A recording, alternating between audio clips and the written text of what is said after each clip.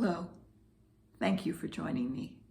My name is Susan Helene, and I'd like to tell you about my first collection of short stories, Womenscape, Selected Stories of Eclectic Women by Susan Helene. Womenscape is a collection of 12 stories about women and situations in their lives. These women range in age from 5 to 95. Some stories are poignant, some are mysterious, some are romantic, and some are just fun. I hope you find these stories entertaining and surprising. I'd like to introduce you to one of the characters in my stories. Her name is Angela Manetti. Let's find out who she is. Angela Manetti stared ahead vacantly, wearing a look of disdain. This is just great.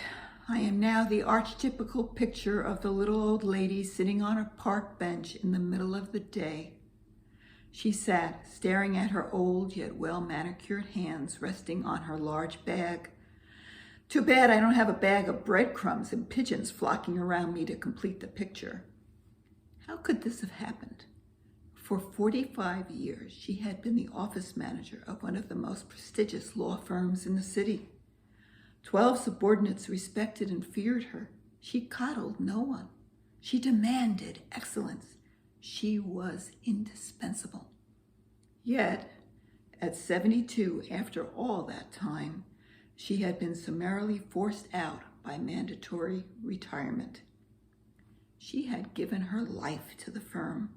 She'd had no husband, no children, and no real friends. Not one colleague sought her out. Her bitter musings were interrupted by a tapping on her arm.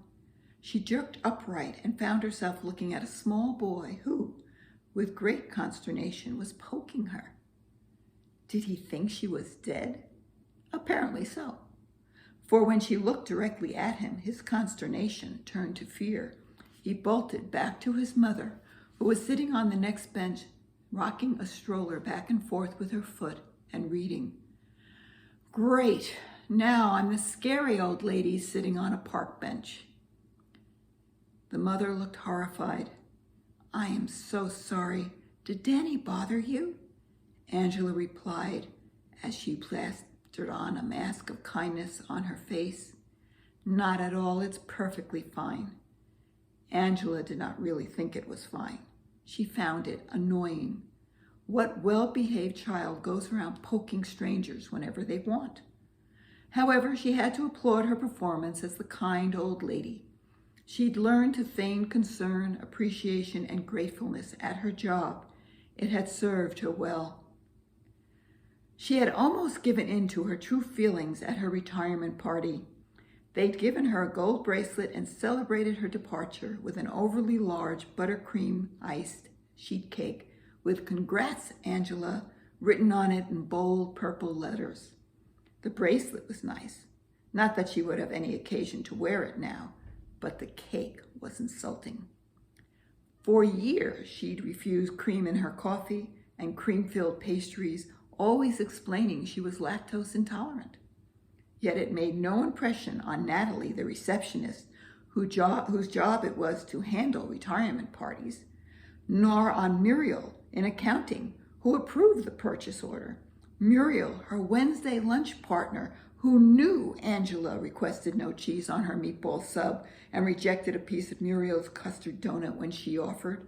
Muriel, her work friend, from whom she'd not heard a peep. So Angela had 3 choices.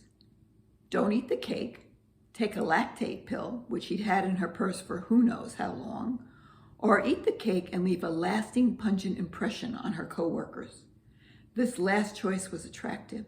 It would be a physical manifestation of what Angela thought of celebrating her retirement, and it would clear the room, putting a swift end to the party. In the end, though, she took the polite route. She accepted a piece of cake and ate between the icing, feigning pleasure. So, my friends, does Angela spend the rest of her life a bitter old woman, Or does something happen in that park that changes her life and makes her feel needed? Well, here's a hint. The name of the story is Revival. Thank you for joining me. Womenscape, Selected Stories of Eclectic Women by Susan Helene is out now.